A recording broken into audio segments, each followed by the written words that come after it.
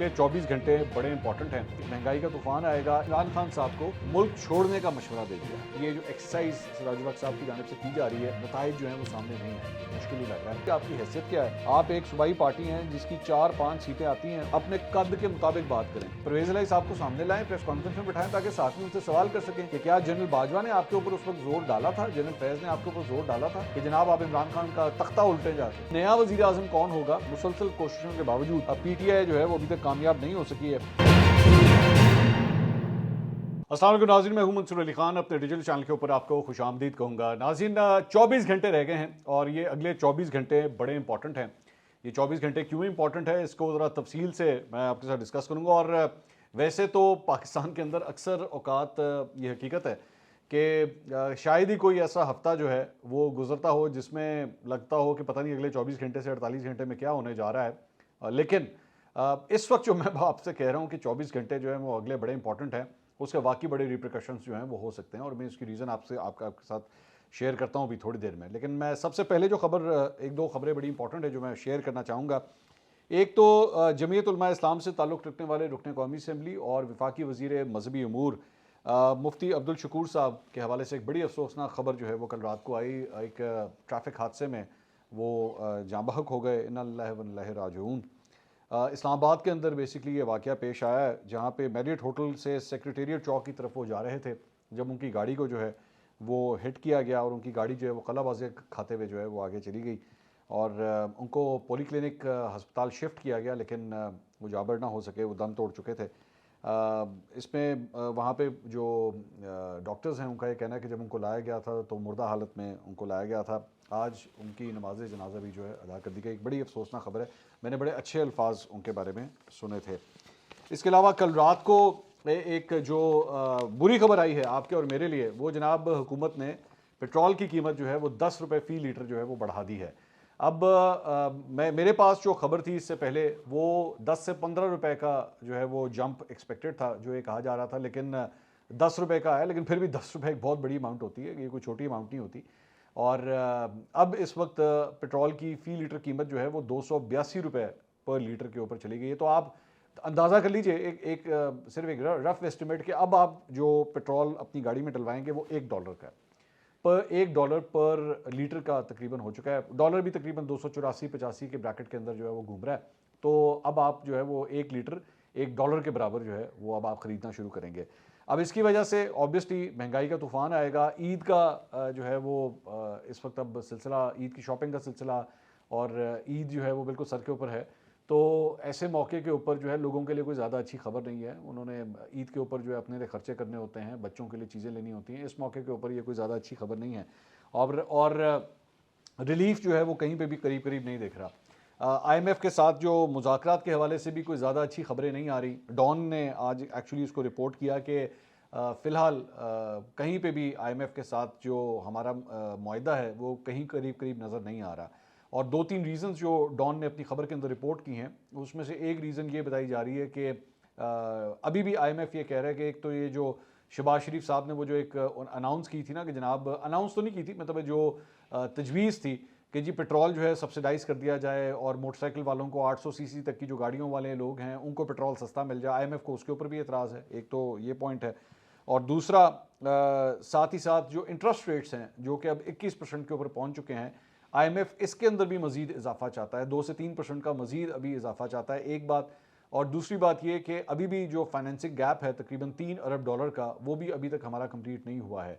हुकूमत कह तो ये रही है, इसहाक डार साहब कह तो ये रहे हैं कि जनाब ये हम कर लेंगे, लेकिन फ़िलहाल वो भी पूरा नहीं हुआ है। तो ऊपर से ज़ाहिर बात है पेट्रोल की कीमत जो है वो कम करने का तो सोच भी नहीं सकता पाकिस्तान, लेकिन at the end of the day ये प्रॉब्लम जो है वो है तो सिर्फ़ और सिर्फ आम आवाम के लिए, कि उनके लिए जो है वो हर चीज़ महंगी होगी। ज़हन में रखिएगा कि पेट्रोल की कीमत जब बढ़ती है तो हर चीज़ के ऊपर इसका फ़र्क पड़ता है, क्योंकि ट्रांसपोर्टेशन कॉस्ट जो है वो इंक्रीज़ होती है और ऑब्वियसली इसका मतलब है हर चीज़ की प्राइस जो है वो भी इंक्रीज़ हो जाती है। तो आवाम जो है वो दोबारा महंगाई की इस चक्की में जो है वो पिसती जा रही है। इसके अलावा मिफ्ता इस्माइल साहब जो साबिक वज़ीर ख़जाना है मुस्लिम लीग नून से, जिनका ताल्लुक पता नहीं था कि है, ये मुझे समझ नहीं आ रही कि मैं उसको किस तरह डिफ़ाइन करूँ। उन्होंने जियो न्यूज़ के प्रोग्राम के अंदर एक बड़ी हैरानकुन बात की। उन्होंने कहा कि जी सुप्रीम कोर्ट का बराह रास्त स्टेट बैंक को फ़ंड जारी करने का हुक्म अपने दायरा इख्तियार से तजावुज़ है। उन्होंने कहा कि वजारत ख़जाना और ऑडिटर जनरल भी वफाकी काबीना की मंजूरी के बगैर पैसे नहीं निकलवा सकते, इस हुक्म पर अमल नहीं होगा। हुकूमत के लिए 21 अरब रुपए फराहम करना कोई मसला नहीं था, इसलिए पार्लियामेंट की मंजूरी भी ज़रूरी नहीं है। तो एक जगह वो ये कह रहे हैं कि जनाब सुप्रीम कोर्ट जो है अपने जो हदूद हैं उसे तजावुज़ कर रहा है, लेकिन दूसरी जगह अपनी हुकूमत के बारे में वो ये भी कह रहे हैं कि अगर ये फ़ंड्स मौजूद थे और ये जारी करना कोई इतना बड़ा मसला नहीं था, लेकिन ज़ाहिर बात है जब इलेक्शन आपने करवाने नहीं हैं तो फिर इस तरह की हरकतें जो हैं वो हो रही हैं। अच्छा, दूसरी बात ये कि जहाँ ये जो मैं आपसे बात कर रहा था कि जी अगले 24 घंटे जो हैं वो बहुत ज़रूरी हैं, वो क्यों ज़रूरी हैं? इसकी वजह यह है कि कल की डेट जो है वो दी गई है। 17 अप्रैल का कहा गया था स्टेट बैंक की जानिब से, स्टेट बैंक को कहा गया था सुप्रीम कोर्ट की जानिब से कि जनाब ये पैसे जो हैं वो ट्रांसफ़र कर दें। अब अगर कल तक इलेक्शन कमीशन के अकाउंट के अंदर ये पैसे ट्रांसफ़र नहीं होते तो फिर उसके बाद क्या होगा? क्या इस सिलसिले में सुप्रीम कोर्ट जो है वो गवर्नर स्टेट बैंक को दोबारा बुलाएंगे? क्या उनके खिलाफ तौहीन अदालत की कार्रवाई शुरू होगी? क्या जवाब देते हैं? अगर अगर सबसे पहले बात तो ये कि अगर वो नहीं जमा कराते तो कल तक का जो है वो टाइम है, और कल तक अगर ये ना हुए तो उसके बाद ये जो हमें 14 मई की डेट मिली हुई है पंजाब के इलेक्शंस के हवाले से, इसके ऊपर मज़ीद शकूक व शुबात जो हैं वो पैदा हो जाएंगे। अच्छा, दूसरा और जारी बात है, दूसरा जो इसका एक एलिमेंट है वो ये है कि अगर पैसे दे दिए, अगर पैसे दे दिए तो फिर हुकूमत जो है वो जारी बात है, दूसरा भी एक पार्ट है जहाँ पे हुकूमत जो है वो मज़ीद रखना डाल सकती है, और वो है सिक्योरिटी देने के हवाले से कि जी सिक्योरिटी हमने नहीं देनी, क्योंकि पैसे तो आ गए, सिक्योरिटी कहाँ से आएगी? तो इसलिए मेरा ख्याल में अगले 24 घंटे जो हैं वो इस सिलसिले में बहुत इंपॉर्टेंट हैं कि हुकूमत इस सिलसिले में अपना क्या लाहे अमल जो है वो इख्तियार करती है। एक और ख़बर जो है, जलील शर्कपुरी साहब, जलील शर्कपुरी साहब जो हैं ये मुस्लिम लीग नून से ताल्लुक़ रखते थे, MPA, लेकिन उसके बाद इन्होंने इस्तीफ़ा दे दिया था। आजकल अब ये PTI के साथ जो हैं इनकी कुर्बतें बढ़ चुकी हैं। उन्होंने इमरान खान साहब को मुल्क छोड़ने का मशवरा दे दिया है और उन्होंने कहा है कि आप इस मुल्क में महफूज नहीं हैं। 2 साल तक इंतखाबात होते उन्हें नज़र नहीं आ रहे। उन्होंने कहा कि इमरान खान का मुकाबला आइन तोड़ने वालों के साथ है। तो एक जो है वो इनको ये लगता है कि इलेक्शन जो हैं वो 2 साल तक जो है नहीं होंगे। इसके अलावा इमरान खान साहब ने अपने ऊपर कायम 121 मुकदमात के लिए लाहौर हाई कोर्ट से जो है वो रब्ता कर लिया है, और इस सिलसिले में जो दायर दरख्वास्त जो है वो दायर की गई है उसमें सेक्रेटरी दाखिला, वजारत कानून, दिफा, सेक्रेटरी कैबिनेट डिवीज़न, इसके अलावा IG Punjab, DG anti corruption, NAB, FIA, वज़ीर आज़म, पैमरा, इलेक्शन कमीशन, सबको जो है वो फरीक बनाया गया है। और उसमें कहा गया कि जी मुझ पर 121 FIR दर्ज की गई हैं। मुकदमात कोयटा, कराची, इस्लामाबाद, लाहौर में दर्ज किए गए हैं। इसमें ये कहा गया है जी दरख्वास्त के फैसले तक अदालत दर्ज मुकदमात में कार्रवाई रोकने का हुक्म दे, पहले से दर्ज मुकदमात में तादीवी कार्रवाई से रोका जाए, अदालत बगैर नोटिस फौजदारी कार्रवाई करने से रोकने का हुक्म जारी करे। तो एक डेवलपमेंट जो है वो ये हुई है। अच्छा जी, दूसरा एक और ख़बर जो है वो है सिराजुल हक साहब के हवाले से। कल वैसे हमने आपको अपने वीलॉग के अंदर ये बताया था कि अमीर जमात इस्लामी सिराजुल हक की जानिब से ये कोशिशें की जा रही हैं कि किसी तरह दोनों साइड्स को जो है वो टेबल के ऊपर ला के बिठाया जाए और ये मामला जो है वो मुज़ाकरात के ज़रिए हल किए जाएँ। इनकी इमरान खान साहब से भी सिराजुल हक साहब की कल मुलाकात हुई, वज़ीर आज़म शहबाज शरीफ से भी इनकी मुलाकात हो चुकी है। गेम प्लान अब जो सामने आया है वो ये है कि ऑल पार्टीज़ कॉन्फ्रेंस जो है वो मुनक़्क़द करने लगे हैं और उसके अंदर दोनों साइड्स को जो है दावत दी जाएगी। पाकिस्तान तहरीक इंसाफ की जानिब से 3 रुकनी एक वफ्द ऑलरेडी अनाउंस कर दिया गया है। उसमें परवेज़ खटक साहब, उसमें एजाज़ चौधरी साहब, मियाँ महमूदुर रशीद साहब को जो है वो शामिल किया गया है। और ये मियाँ महमूदुर रशीद साहब और एजाज़ चौधरी साहब पहले भी जमात इस्लामी में हुआ करते थे, तो उन्हीं को PTI ने अपने वफ्द के अंदर शामिल किया है। ज़्यादातर वैसे तज्ज़ियाकार ये कह रहे हैं कि ये जो एक्सरसाइज सिराजुल हक साहब की जानिब से की जा रही है इसके कोई ज़्यादा नताइज जो हैं वो सामने नहीं आएंगे, मुश्किल ही लग रहा है, क्योंकि फ्रैंकली स्पीकिंग जमात इस्लामी का एक जो क्लाउड है वो एक हद तक ही है, उससे आगे नहीं है। और ये दोनों जमातें मतलब या तो होना कि बड़ी जमातें जो हैं वो ये कोशिश, लेट्स से अगर पाकिस्तान पीपल्स पार्टी ये अटेम्प्ट करती तो शायद फिर भी एक्सपेक्टेड था कि कोई रिजल्ट निकल सकता है। जमात इस्लामी का इस पूरे सियासी स्ट्रक्चर के अंदर जो रोल है वो बहुत छोटा है, तो इसलिए उनसे इस बात की एक्सपेक्टेशंस करना कि ये कोई ब्रेक थ्रू ले आएंगे, मेरा ख्याल में एक अच्छी PR एक्सरसाइज ज़रूर हो सकती है, जिसे कहते हैं ना गुडी पॉइंट्स मिल जाएंगे जमात इस्लामी को कि हाँ जी इन्होंने अटेम्प्ट की थी ये जो भी इस वक्त कशीदगी चल रही है उसको ख़त्म करने के लिए, लेकिन मेरा नहीं ख्याल इससे ज़्यादा जो है वो कुछ भी नहीं हो सकता। जियो ने यह रिपोर्ट किया है कि जनाब इमरान खान और सिराजुल हक साहब की जो आपस की मुलाकात थी उसकी अंदरूनी कहानी वो लेकर आए हैं। तो इसमें इमरान खान साहब ने कहा है कि जी हुकूमत के साथ मुज़ाकरात में मैं खुद शामिल नहीं हूँगा, इंतखाबात पर कोई चीज़ वाज़ेह हो तो अपने नुमाइंदे मैं भेज सकता हूँ। सिराजुल हक साहब ने कहा कि हुकूमत और अपोजिशन में एतमाद का शदीद फुकदान है। सिर्फ पंजाब में इंतखाबात हुए तो असम्बलियाँ इकट्ठी मुद्दत पूरी नहीं कर पाएंगी। हुकूमत का ख्याल है कि इससे ताकत का तवाज़ुन मुतवाज़िन नहीं रहेगा। सिराजुल हक साहब से एक्चुअली मैंने अपने प्रोग्राम में भी आज गुफ्तगू की थी, तो उन्होंने यही कहा कि जी उनकी जमात का भी अलबत्ता वैसे यही मानना है कि इलेक्शंस जो हैं वो एक ही दिन होने चाहिए। अब ये तो वही मौक़िफ़ है जो PDM का मौक़िफ़ है। तो असल तो फिर इसके अंदर जो कन्विंस करने वाली बात है वो तो इमरान खान साहब को कन्विंस करने की ज़रूरत है कि वो किस तरह मानेंगे कि इलेक्शन जो है वो एक दिन में हो या ना हो। एक और ख़बर जो है वो वज़ीर-ए-आज़म आज़ाद कश्मीर के इंतखाब के हवाले से, आपको याद है कि तनवीर इलियास साहब जो पाकिस्तान तहरीक-ए-इंसाफ के उम्मीदवार जो वज़ीर-ए-आज़म थे उनको नाअहल कर दिया गया, जिसके बाद ये कुर्सी खाली हो चुकी है। तो अब नया वज़ीर-ए-आज़म कौन होगा, इस सिलसिले में भी जो है वो मुसलसल कोशिशों के बावजूद PTI जो है वो अभी तक कामयाब नहीं हो सकी है और इख्तलाफात जो हैं आपस में पार्टी के अंदर जो है बरकरार हैं। तहरीक-ए-इंसाफ का ये कहा गया है कि जी एक फॉरवर्ड ब्लॉक भी जो है वो मौजूद है और उसकी जानिब से अपोजिशन के साथ मामला तय होने का दावा किया जा रहा है कि जनाब हमारे उनके साथ मामला जो है वो तय हो गए हैं। इसमें सिकंदर सुल्तान ग्रुप जो है उसने चौधरी इखलाक और चौधरी रशीद का नाम वज़ारत उज़्मा के लिए पेश किया है और अपोजिशन और साथ ही ये जो बैरिस्टर सुल्तान ग्रुप है इसके इत्तेहाद की सूरत में उन्हें 26 वोट मिलने का इम्कान है। तहरीक-ए-इंसाफ के पास भी 26 अरकान मौजूद हैं और एक वोट तोड़ने वाला जो है वो बाजी पलट सकता है। अगर एक वोट टूट गया इस साइड से या उस साइड से, तो मामला जो है ना वो 50-50 के ऊपर इस वक्त फंसा हुआ है। मुस्लिम कॉन्फ्रेंस के साबिक वज़ीर-ए-आज़म सरदार अतीक अहमद खान का वोट जो है बड़ी अहमियत इख्तियार कर गया है कि अगर वो किसके पलड़े में अपना वोट डालते हैं, वज़ीर-ए-आज़म जो है वो उसका बन जाएगा। 52 अरकान हैं, 52 में से 27 जो हैं वो चाहिए वज़ीर-ए-आज़म बनने के लिए। बैरिस्टर सुल्तान ग्रुप जो है इनके पास 6 बंदे हैं, तो जिसकी हिमायत वो करेंगे वही वज़ीर-ए-आज़म बनने में कामयाब होगा। बैरिस्टर साहब जो हैं वो अब देखते हैं कि वो भी किस तरफ जो है वो जाते हैं। तो एक मामला जो है वो ये है।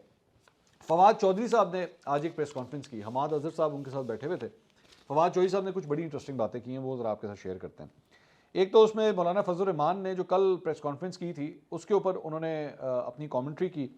उन्होंने कहा कि फजल रहमान अपनी प्रेस कॉन्फ्रेंस में इधर उधर की बातें कर रहे हैं जिनका कोई सर पैर नहीं है। मैं इमरान खान को नहीं मानता। आपकी उन्होंने कहा जी आपकी हैसियत क्या है, आप एक सूबाई पार्टी हैं जिसकी 4-5 सीटें आती हैं, उस वक्त भी आपकी 3-4 सीटें हैं, इस वक्त भी आपकी 3-4 सीटें हैं, अपने कद के मुताबिक बात करें। ये उन्होंने मौलाना फजल रहमान को कहा।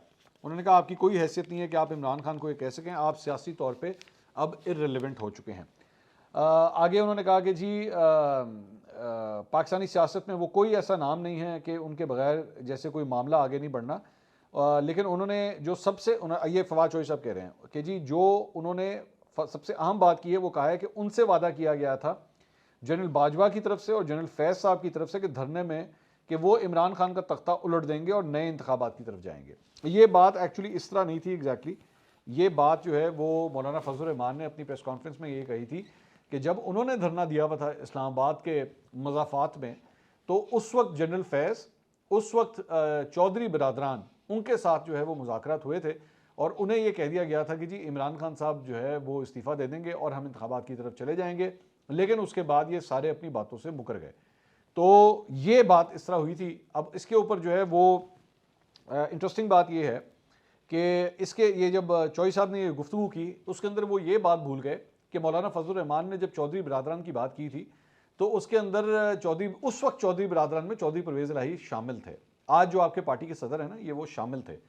तो आप बुला लीजिए, आप परवेज़ इलाही साहब को बुला लीजिए, ला के सामने बिठा दीजिए और पूछें उनसे, करें उनसे प्रेस कॉन्फ्रेंस। उनसे कहें परवेज़ इलाही साहब को कि जी आप करें प्रेस कॉन्फ्रेंस, क्या आपने जाके मौलाना फजल रहमान से ऐसी कोई कमिटमेंट की थी?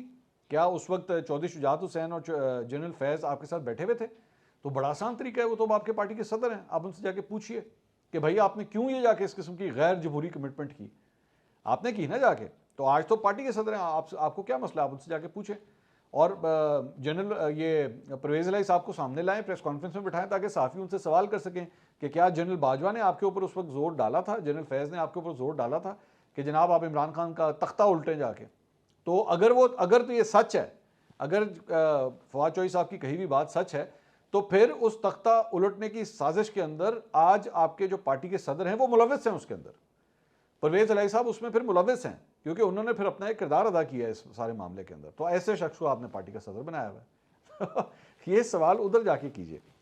इसके अलावा उन्होंने कहा कि जी ये बहुत संगीन इल्ज़ाम है। इस तरह की बातें मीडिया में आ तो रही थी कि मौलाना फजल रहमान की जानिब से जो धरना दिया गया था उसको इस्टेब्लिशमेंट की बैकिंग हासिल थी कि अब ये कह रहे हैं कि जी मौलाना फजल रहमान के धरने के पीछे भी इस्टेब्लिशमेंट थी।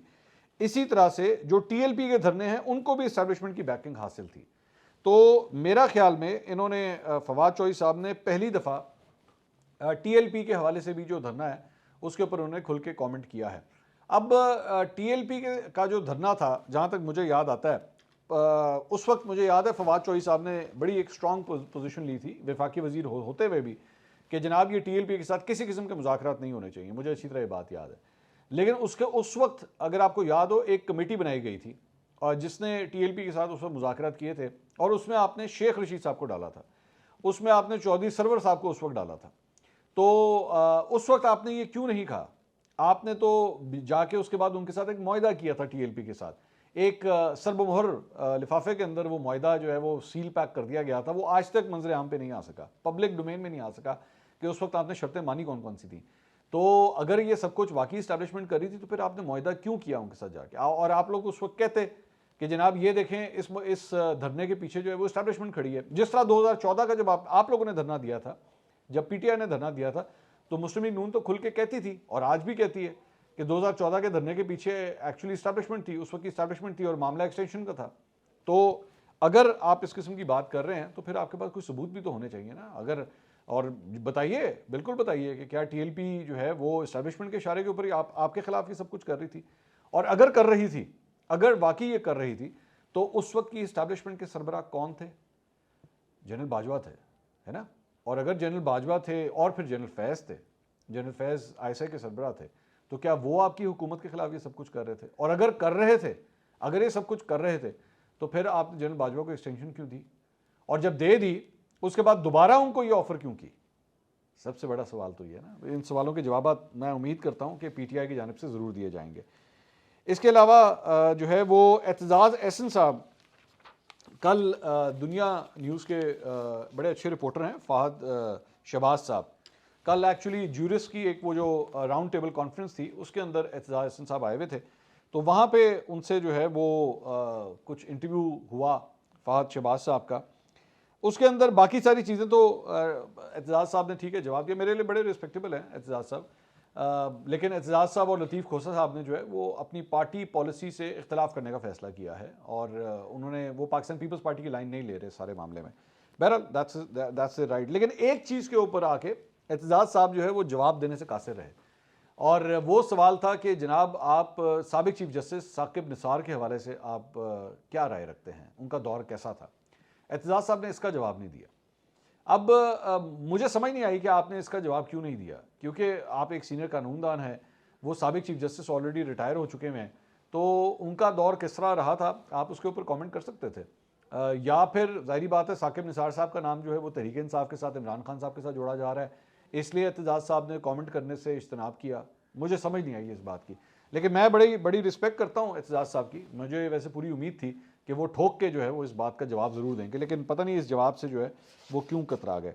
बहरहाल ये थी अब तक की अपडेट्स। अगले 24 घंटे में देखिए अब क्या डेवलपमेंट्स होती हैं कि क्या स्टेट बैंक ऑफ पाकिस्तान 21 अरब रुपया इलेक्शन कमीशन के अकाउंट में जमा करवाता है या नहीं। इंशाल्लाह अगली वीडियो में दोबारा मुलाकात होगी। अल्लाह हाफ़िज़।